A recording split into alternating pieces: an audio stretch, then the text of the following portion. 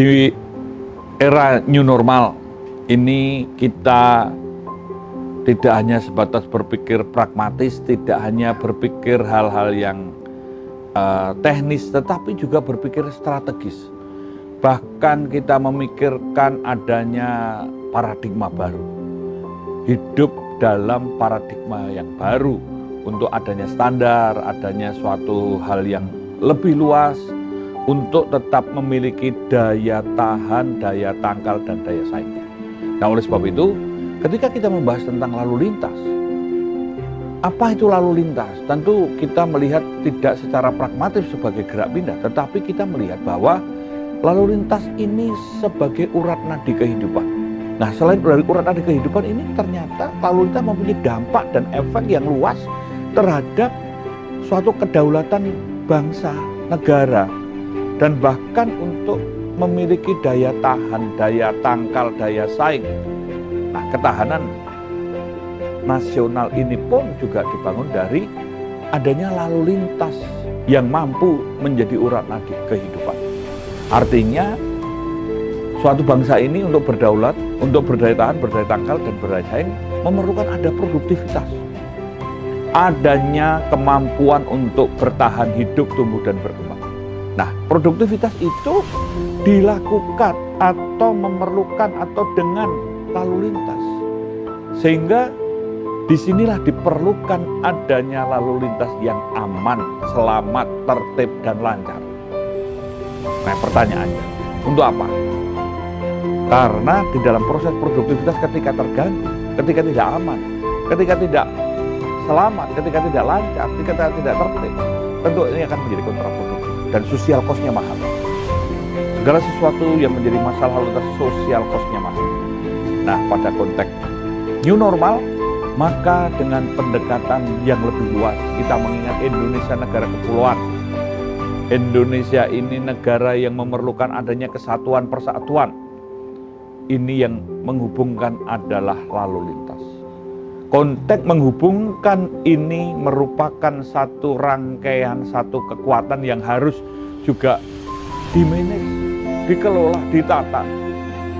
Bahkan kita perlu memikirkan bagaimana di era new normal ini mampu memberikan kepada publik pelayanan-pelayanan yang prima, pelayanan di bidang keamanan, pelayanan di bidang keselamatan, pelayanan di bidang hukum, pelayanan di bidang administrasi, pelayanan di bidang informasi, dan pelayanan-pelayanan kemanusiaan.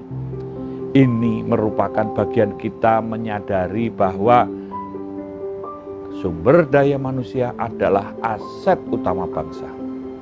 Nah, pelayanan di era new normal ada suatu tuntutan harapan untuk dapat memiliki standar. Standar apa yang harus diberikan?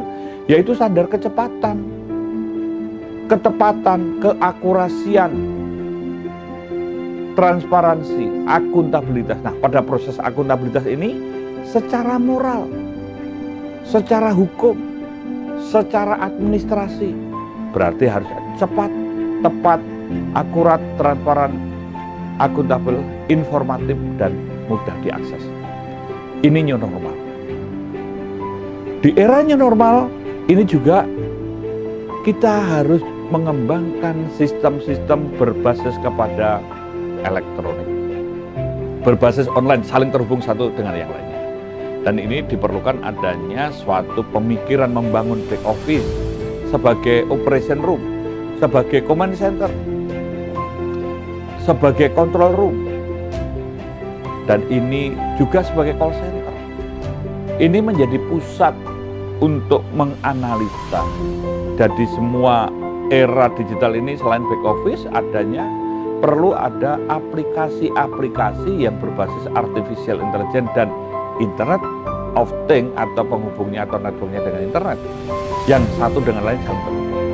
Sehingga ketika dianalisa nanti bisa menghasilkan suatu produk yang berupa infografis, info statistik, info virtual lainnya yang real time, on time, dan anytime sebagai wujud prediksi, antisipasi, dan solusi. Dan disinilah kita mari bersama-sama memikirkan konteks lalu lintas ini dibangun dengan profesional. Artinya, kalau tadi kita memiliki suatu grand strategi yang besar ke depan, perlu ada namanya pengawakan secara profesional. Artinya diawaki oleh orang-orang yang ahli. Pelayanan-pelayanan yang diberikan kepada publik ini juga tidak sebatas hanya yang aktual tetapi secara virtual. Sehingga antara yang ideal dengan yang aktual ini tidak ada gap yang terlalu dalam. Kita harus dibangun bermoral. Kita harus cinta kepada bangsa ini, patriotik. Dan kita juga menunjukkan bahwa moralitas ini baik dan benar. Artinya kita membangun atas dasar kesadaran, tanggung jawab dan disiplin. Yang bukan karena ketakutan, bukan karena keterpaksaan, tetapi karena kesadaran. Ini suatu peradaban. Apa yang dilakukan di era new normal ini, ketika kita melihat cara pandang tadi paradigmanya, kemudian bagaimana prosesnya, bagaimana sistem pelayanan, bagaimana spiritnya. Nah, disinilah kita tidak semata-mata untuk hanya membuat aturan atau membuat program, tapi ada sistem transformasi. Sehingga kita bisa mengembangkan melalui literasi road safety. Kenapa road safety? Di dalam bahasa Indonesia, road safety dapat diterjemahkan sebagai lalu lintas yang aman, selamat, tertib, dan lancar. Sehingga literasi ini merupakan bagian kita untuk menyiapkan berbagai permasalahan yang bisa ditumbuh kembangkan untuk mentransformasi dari pola atau tata cara hidup baru ini. Yang kedua adalah bagaimana kita juga bisa meng-coach, menanamkan spirit. Kalau kita hanya mengandalkan training, mengandalkan pada pola edukasi, sangat terbatas. Tetapi dengan spirit untuk coach, ini menanamkan nilai-nilai road safety, nilai-nilai kemanusiaan, nilai-nilai aman, selamat, tertib, lancar, nilai-nilai untuk menurunkan tingkat fatal korban kecelakaan dan membangun budaya tertib. Ini bisa dilakukan secara online juga. Nah, disinilah kita semua membuka wadah, memulai terbuka kembali. Bahwa dunia virtual ini sangat penting buat kita yang harus dibangun tadi. Kita juga perlu mengembangkan adanya intelijen media, intelijen road safety media management sebagai suatu sistem untuk bisa mencerdaskan, membangun, mengawali, memberikan pelayanan prima, meningkatkan kualitas pelayanan, memperbaiki kesalahan-kesalahan, atau bahkan melakukan suatu pembangunan yang merupakan suatu bentuk prediksi, antisipasi, dan solusi yang tersistematisir. Nah, kita juga perlu menghasilkan suatu algoritma. Ketika ada sistem elektronik, sistem-sistem yang lain, maka algoritma road safety ini sangat penting. Pada algoritma road safety ini kita bisa memetakan masalah, memetakan wilayah, memetakan potensi, dapat menganalisa, bisa menghasilkan produk-produk dalam bentuk indeks. Sehingga kita tahu bisa memberdayakan sumber daya secara efektif dan efisien. Dan apa yang dilakukan tadi bisa membangun kemitraan, bisa membangun persaudaraan, bisa membangun solidaritas sosial, bahkan kita semua bisa bersama-sama untuk membangun bangsa ini, untuk mencegah, untuk menyelesaikan secara proaktif. Problem solving lebih mengutamakan kepada pencegahan. Dan kita juga cepat menangani dan mampu cepat untuk di dalam recovery atau rehabilitasi.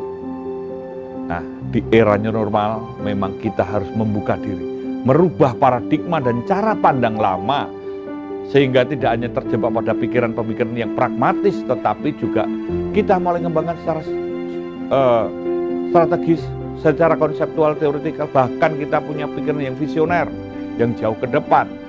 Karena kita semua harus mampu memperbaiki kesalahan di masa lalu dan kekurangan-kekurangannya. Atau kita bisa menumbuh kembangkan hal-hal yang positif yang sudah ada atau yang telah dilakukan. Dan kita tentu di era new normal dituntut untuk siap memenuhi tuntutan, harapan, tantangan, bahkan mengatasi macam ancaman di masa kini. Dan mampu menyiapkan masa depan yang lebih baik.